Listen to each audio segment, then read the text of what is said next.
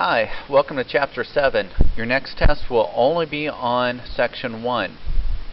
Make sure you understand it. It's on chemical names and formulas. So to start it out, take a guess at each of the name of the above compounds based on the formulas. The first one is carbon tetrachloride. How in the heck did I get that? 1 carbon, 4 chlorines. The second one is magnesium dichloride. Sorry about that, but that's wrong because if you take a look at both of them, they have different bonding. Carbon bonded to chlorine are 2 nonmetals. It's a covalent bond, so you will use the prefixes. Magnesium chloride, you have an S metal with the nonmetal. It's an ionic bond, so you don't use a prefix. So that's part of the things we have to take a look at. Different bond types will have different names, so naturally that's why we have Chapter 7 after Chapter 6. So what we want to do, we want to explain the significance of a chemical formula, determine the formula of an ionic compound, name ionic compounds, use prefixes when they're binary molecular compounds, plain old English covalent, and write the formula of binary molecular compounds given its name. Now when we take a look at it, the significance of the chemical formula, this one has 8 carbons. So these little ones, little numbers down here, the subscripts tell you how many atoms of each one. So in this chemical, I wouldn't expect you to know for this test, we'll do it later in the year. For octane, octet there's 8. So it has 8 carbons, 18 hydrogens. Now when you take a look at chemical formula of ionic compounds, occasionally we'll have prefixes. Don't let that throw you. We've talked about this already with formula mass. So in aluminum sulfate, the positive ion is written first. The positive ions are the cations. So this one has 2 aluminums. Then the anions are the negative ions. It has 2 aluminums, and in parentheses it would have 3 sulfates. We'll talk about that in a little bit. So this one has a total of 3 sulfurs and 12 oxygens because of the parentheses. Couple generic terms we saw last chapter. Monatomic. Mono means 1. So our main group elements will gain, lose, or share electrons to form chemical bonds. So they want to do this to achieve a noble gas configuration. And this is just reviewing real quick. A metal with a nonmetal will form ionic when we have charges. We just mentioned the cations and anions. Main groups form covalent when you have a nonmetal and a nonmetal. So to name the monatomic ions, so when you do have an ionic bond, cations are positive. So potassium likes to be positive 1, so it would be a potassium ion or potassium cation. Magnesium is a magnesium cation. For monatomic ions that are negative, to tell the difference, so when they're an anion, when they're negative, we just don't call it a fluorine anion, we would change the ending to IDE. So fluoride, for nitrogen we would call it nitride. So positive ions, they keep their normal name. The negative ions, we'll change the ending to them. Just to review real quick, I know there's pretty colors, don't get lost in that for some of you. But remember, we said the S1 column had 1 dot. They'd be positive 1, positive 2. We skip the transition metals. Aluminum is positive 3. Most of the time this column is positive 4. So metals like to be positive cations. Nonmetals like to be negative anions. Noble gases, they have a full set. They're 0. So working backwards. Plus 1, plus 2, plus 3, plus 4, 0, negative 1, negative 2, negative 3 for their normal charge. Now this is just a chart that summarizes it. Might not be a horrible idea to copy the chart, but instead of straight memorizing, some of you love to memorize, so feel free, go ahead. So basically this is the alkaline metals, the S1 column, they're all positive 1. Alkaline earth metals positive 2. Aluminum's positive 3, then it goes backwards. The halogens are negative 1, oxygen group's negative 2, nitrogen group's negative 3. Now, the other thing about aluminum that's important, aluminum has a couple of exceptions next to it. Aluminum is always positive 3. Absolutely, zinc and silver will be on the test. Aluminum is positive 3. Zinc is always positive 2. Silver is plus 1. They go in order along that diagonal. So make a note of that.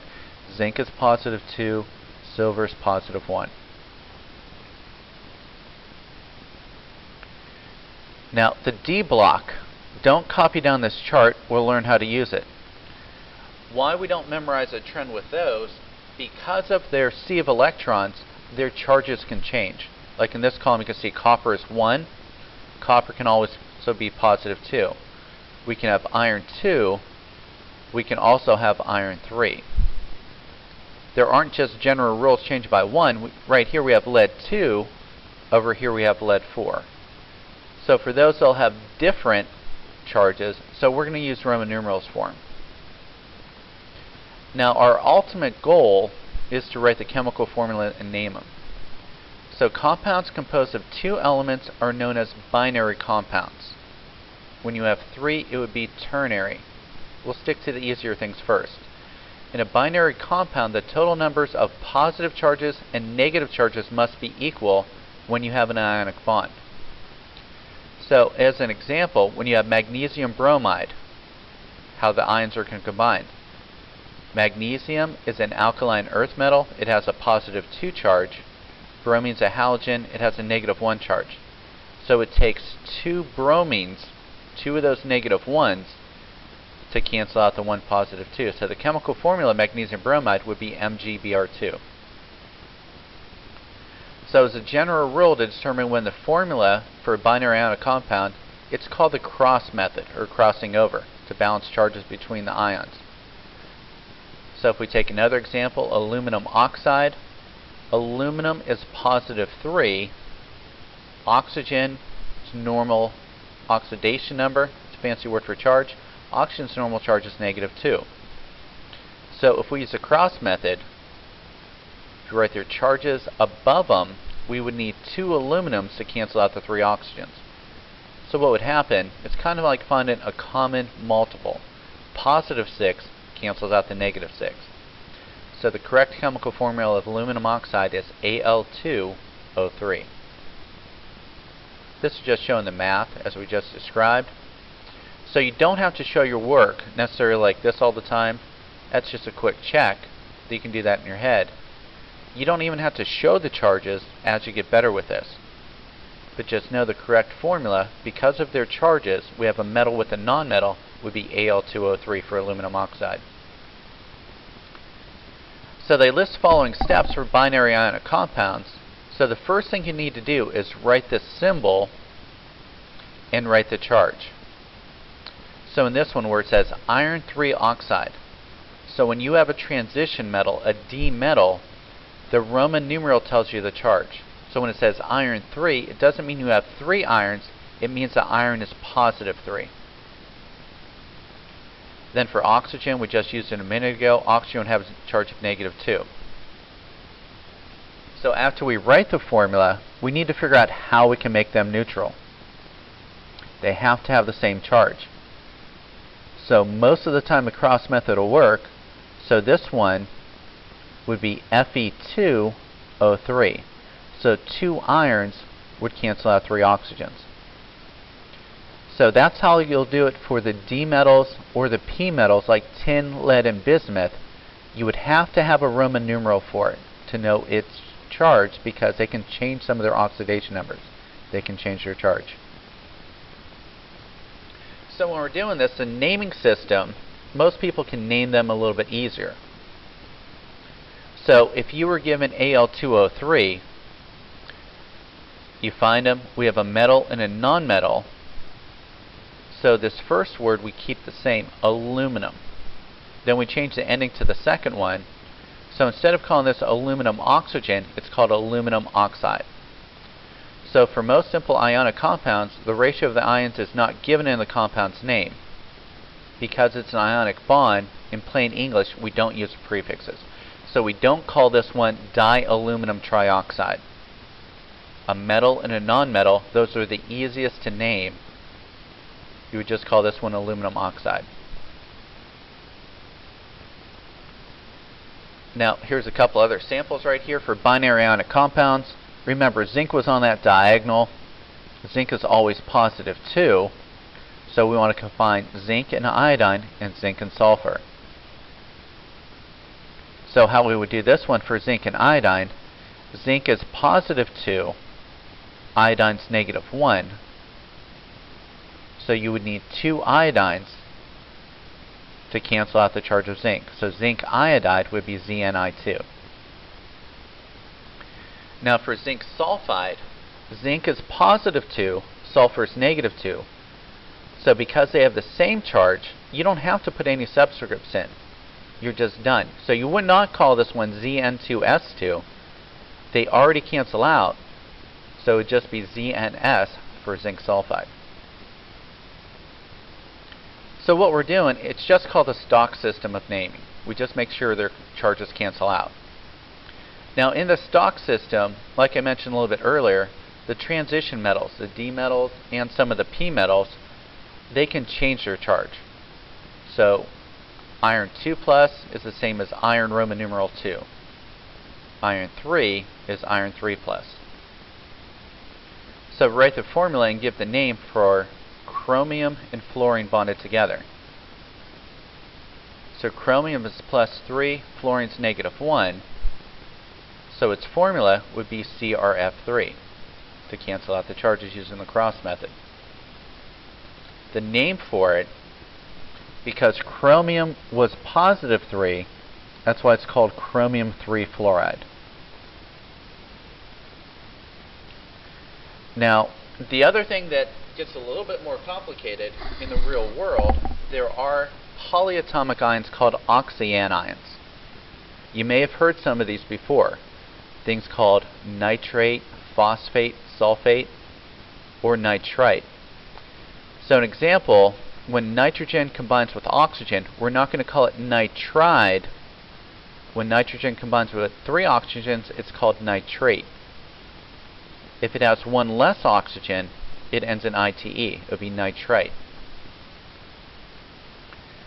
Now, you can't just memorize this chart. That's one way to do it. So when they bond in groups, one of them that you have to memorize, the only positive one, when it's NH4 plus, that's going to be ammonium. Acetate, you can see it either way. In your book it might be CH3COO with a negative 1 charge, or you may see it as C2H3O2 with a negative 1 charge. That's acetate. When bromine combines with oxygen, it would be bromate. Chlorine would be chlorate. If it's missing 1 oxygen, it would be chlorite. Carbon with nitrogen is cyanide. Normal carbon with oxygen is carbonate. If it's HCO3, we use this in lab. This is what we use for baking soda. Bicarbonate, like sodium bicarbonate. Or you can call it hydrogen carbonate. Hydrogen sulfate, hydroxide, nitrate, nitrite, permanganate. So you can see when they combine with oxygens, they'll most of the time end in ITE, ATE, or IDE for a couple exceptions. This one right here, peroxide, you can skip that, just like the couple other ones that I've crossed out in red. So how do we know when they're in ATE? It depends on where they are in the periodic table. So elements that are in the top row or a halogen, they normally have 3 oxygens. So borate is BO3, carbonate CO3, nitrate NO3, fluorate FO3, chlorate BO3, bromate BRO3, iodate IO3. So instead of memorizing that chart, if you just see as it goes along this corner, when they end in ATE, they'll have 3 oxygens with them. The ones in the center, they generally have 4 oxygens. So phosphate is PO4, sulfate SO4. And their charges stay the same except for the 3 smallest. So chloride is Cl and it's -1. Chlorate is ClO3 and it's -2. Sulfide is S, -2. sulfate is SO4, -2. So their position tells how many oxygens, and it tells their charge. Now these three little ones, when they're ATEs, they do change because of their bonding types. So boron is normally +3, it's in the +3 column, but when you have borate it's -3. Carbon by itself is +4, but when you have carbonate it's -2. At least these go in order. So borate's -3, carbonate's -2, nitrate likes to be -1 when it combines with oxygen. So you bond them just like what you did before. You can take a look at that yourself if you want to, pause it. This picture shows it a little bit better. So when you have sulfate, sulfate is SO4, -2. If you want to make potassium sulfate, it would take 2 potassium atoms to combine with the sulfate. So we need 2 +1s to combine with the -2, so potassium sulfate would be K2SO4. Nitrate, I just told you a minute ago, is NO3 and it's -1. So it would only take 1 K to cancel out 1 nitrate. So it would be KNO3 for potassium nitrate. Same thing over here with another sulfate. We just saw that sulfate's -2. When you absolutely have to memorize for the test ammonium, NH4 is +1. So that's where the parentheses come in. It takes 2 ammonium groups to cancel out the 1 sulfate. Where over here, it would just take 1 ammonium to cancel out the 1 nitrate. We're not going to draw these Lewis structures. You only have to write the chemical formula for the test. So another sample problem to write this out for tin-4 sulfate. When it said tin-4, that means tin is +4. When this says sulfate, it means that we have sulfur with oxygens. So when you find sulfate, it's an SO4 group, it's in the -2 column. So because tin is +4, sulfate's -2, if you do the normal cross method, it would come out to be SN2, SO4, but that can be simplified. The best answer is SN, parentheses, SO42. Now, those are the toughest thing. When it's a covalent bond, a nonmetal to a nonmetal, save the easiest for last, you're going to use prefixes. You've had these in biology. So CCl4 would be carbon tetrachloride. In biology, you may not have had that one yet, but you will eventually. CO you have had, that's carbon monoxide. CO2 is carbon dioxide. So when the first one only has 1, you don't have to say monocarbon monoxide. You can just say carbon monoxide, carbon dioxide. Right here, like this one, I409, when the first one has another number, you have to use a prefix. So that's why this one is tetraiodine non-oxide. So use the prefixes like we used before: 1 mono, 2 di, 3 tri, 4 tetra, 5 penta, 6 hexa, 7 hepta, 8 octa, 9 nona, 10 deca. So you'll have to know from 1 to 10 for the test. So for this one right here, AS2O5, or if you want to write the formula for oxygen difluoride, AS2O5 would be diarsenic pentoxide. You just sound it out. You have a metal with a nonmetal, so that's easy, you just use the prefixes. And to write the formula, the other one that was oxygen difluoride, just 1 O and 2 Fs. Just a few more examples down here: SiO2, silicon dioxide, SiN4, trisilicon tetranitride. So the first one keeps its normal name. You might have to add a prefix. The second one, when it's covalent, it's going to be IDE.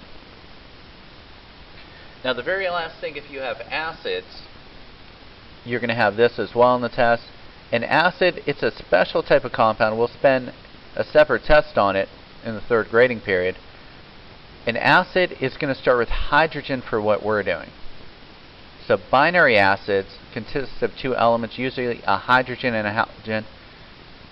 When it's an oxyacid, it has 3 things: hydrogen, oxygen, and a third element. So when we name these, if it's binary, it gets a little bit longer name. So if it's binary, use the prefix hydro. So HCl is hydrochloric acid. On the test, it's incorrect to call it hydrogen chloride. That won't be the best answer. So if it starts with an H and there's no oxygens, this would be hydrochloric acid. If it does have an oxygen, you don't use hydro. So H2SO4 would be sulfuric acid because it has a sulfur in it. HNO3 is nitric acid. H3PO4, because they contain these polyatomic ions, H3PO4 would be phosphoric acid. So they do this because it's related to its salt. You can skip salt for now for what we're doing, but you will have to name these. HCl is hydrochloric acid, again, H2SO4 sulfuric, H2CO3 carbonic. Now, decision time, to finish up, this is a little bit longer video. To name these, you look at the formula. If it starts with a hydrogen, it's an acid. If it's only two elements in it, it's binary. We will call this one hydrochloric acid. Gets the prefix hydro. If it's an oxyacid, if it has oxygen, it has a shorter name. So this one's hydrochloric, this one's chloric acid. The easiest ones to find, when you have a nonmetal with a nonmetal, use the prefixes. Carbon monoxide, carbon dioxide, dinitrogen pentoxide. Then lastly, when we do have metals, the S metals, no prefixes, no Roman numerals. We call this one sodium chloride, calcium bromide.